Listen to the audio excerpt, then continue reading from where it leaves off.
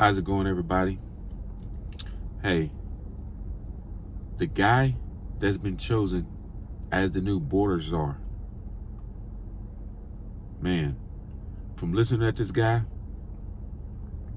there's a reason why certain people, or as I like to say, low people in high places, don't want Trump or anyone else in his cabinet to take office. How's it going, everybody? Welcome back, my Get Ready, Stay Ready family. Hey, I'm glad you can all join me. Please like, share, subscribe. Here's the thing. I don't know if you guys saw the interview with Tom Homan, Trump's new border czar. But this guy is like really angry right now as to what is happening and what has happened at the border. I mean, these so-called, I guess, people that don't belong here, he seems really agitated by the whole thing. This guy, if he could, he would, I'm not gonna even say, but this guy is like really peed off, to be honest with you. And maybe that's a good thing. That's the one thing you don't see too much with elected officials, where they're like really upset or really angry about certain things going on in the country. You really don't see that a whole lot. Now, unless this guy is really putting on a great show and he's a great actor, I mean, maybe he deserves an Emmy for this, I don't know. But this guy's freaking upset, just like most of us are. And he's one of the reasons why we have to stay on our P's and Q's, because the establishment, they don't want to see people like him take their position. They don't want to see that. Because what it does at the end of the day, it basically destroys an agenda. And once that particular agenda is destroyed, just like some of it's already been destroyed, but once it's been destroyed, it means they have to come up with a plan C, plan D, plan E, maybe all the way to Z. Who knows how far or how in depth their plans go. But they don't want to see this guy. And I'm sure, if he's telling the truth, I'm sure the people on the border states will be very happy with this guy. You know, Texas, Arizona, Southern California, places like that.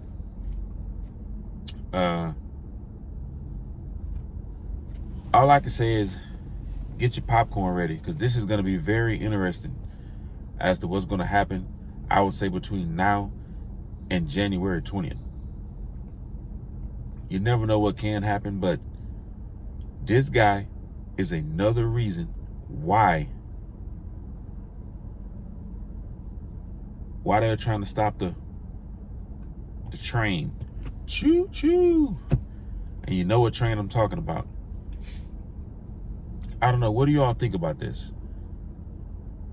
I mean, I don't know if you all been paying attention, but I don't know. I get the feeling like there's another plan. You know, there are some people right now saying that your current leader is going to step down, and then the other leader that just ran for office and lost maybe will take over between now and January 20th. You never know what's boiling in the back pot on the stove. That's the way I like to look at it. I just don't think the fight is over with them. Instead of them realizing why they lost so badly. You ever seen someone that when you're talking to them, or maybe you're in a debate, they're not listening to learn, they're listening to respond. That's what the so-called losing party of this election, that's what they're doing. It's like they're looking to respond. They're not looking to learn. They're not looking to learn why the people in the United States of America selected the person and the party that they did. Because there's really no doubt. I mean, not only was the electoral one, but also the popular vote. So there's no argument there. And it wasn't really that close. So they can't go and say, oh, well, it was illegitimate. They can't say that. So they're going to have to come up with some other scheme, some other plan, some other twist.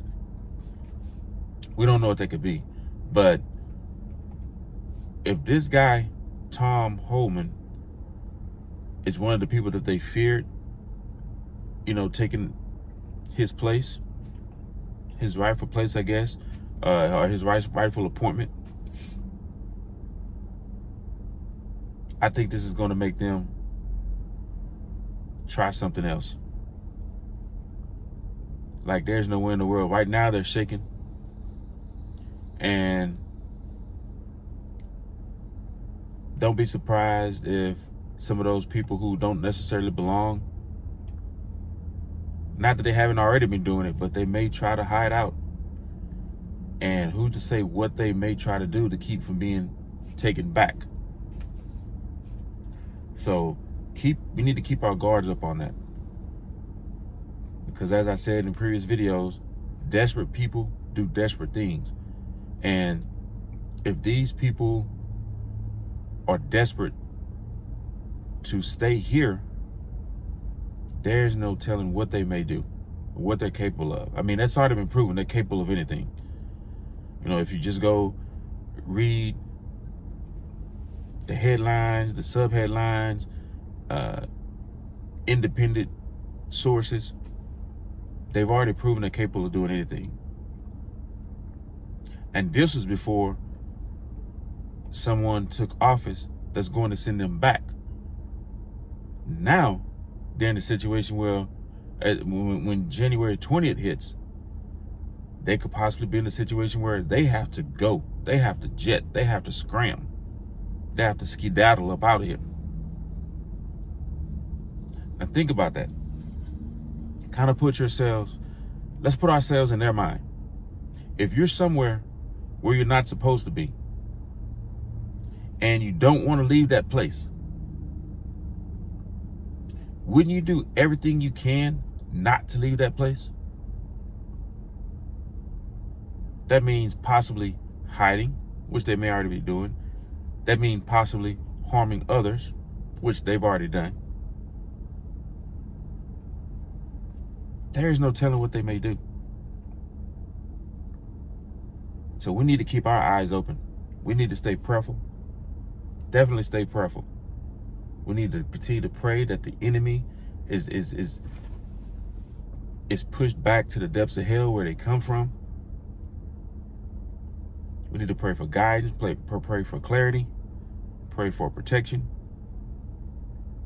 Because where I'm at, I know God, you know, in Psalm 91, it says that God will protect those who believe in him, right? So I know we're protected. But as I also say, or as the Bible says, faith without works is dead. So we have faith that we're protected.